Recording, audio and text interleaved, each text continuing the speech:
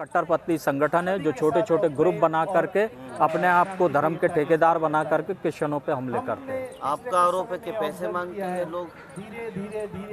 कई संस्थाओं के पास से पैसे मांगते हैं, उन पर अड़ी डालते हैं जा करके।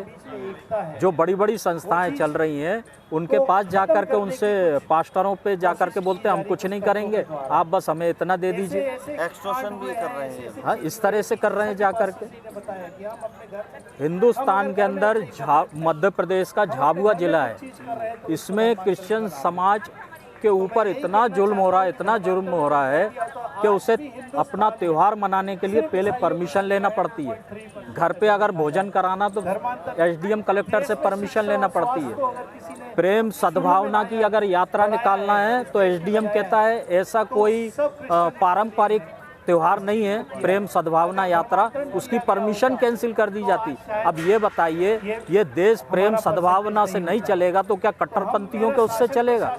आप प्रेम सद्भावना यात्रा को कैंसिल कर रहे हैं और कट्टरपंथियों की जो रैली निकल रही है हाथों में तलवार लेके डंडे लेके आप उसको परमिशन दे रहे हैं। तो ये कितना इस तरह का अत्याचार हो रहा है। और जो झाबुआ का पूरा जो प्रशासन है, अगर कट्टरपंथियों ने कह दिया कि इस कार्यक्रम की परमिशन नहीं देना है तो मैं समझता हूँ एसपी कलेक्टर कोई परमिशन नहीं देगा आपको। यानी कि आप सीधा आरोप है कि इन कट्टरवादी सोच के लोगों के ऊपर सरकार का भी संरक्षण है। सरकार का संरक्षण सरकार प्रशासनिक अधिकारियों को दबा रही है।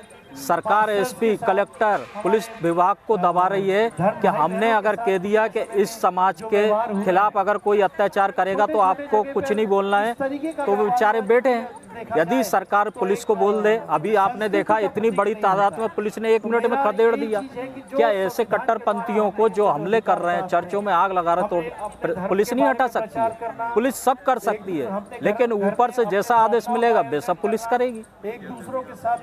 तो आज जंतर मंतर पर पहुंचे हैं सैकड़ों की तादाद में, यहाँ से क्या आह्वान करेंगे आप? देखिए, हमारा यहाँ बैठने का मकसद ये था कि हमारे धर्म को भी अन्य धर्मों की तरह मान्यता दी जाए, हमारे धर्म को भी अन्य धर्मों की तरह प्रेम सद्भावना की तरह से देखा जाए। जिस तरह से सबके साथ प्रधानमंत्री जी मिलकर के त्यौहार मनाते हैं, इसी तरह से हमारे धर्म के साथ भी प्रेम पूर्वक मिलकर के और ये संदेश दें कि ईसाई समाज के साथ कोई जुल्म नहीं करेगा, उसके साथ सख्ती से निपटा जाएगा। अगर आपकी मांगों को पूरा नहीं किया गया तो अगला स्टेप आपका क्या होगा? देखिए, अभी जिस तादाद में हम लोग हैं, अगली बार हम इससे 10 गुना तादाद में निकल करके आएंगे और हर प्रदेश में हर जिले में इस तरह का हम आंदोलन खड़ा करेंगे।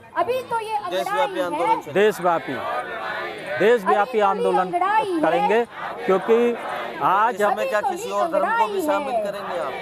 नहीं, देखिए, जो अल्पसंख्यक मुस्लिम समुदाय है उसके सभी लोग निकल करके बाहर आ जाते हैं, बड़ी तादाद में आ जाते हैं, लेकिन क्रिश्चियन समाज में पढ़े लिखे लोग हैं, बहुत ही कम निकल करके चुन करके आते हैं। और जो आज यहाँ पर आए हैं, मैं उन सभी को बहुत बहुत धन्यवाद देता हूँ।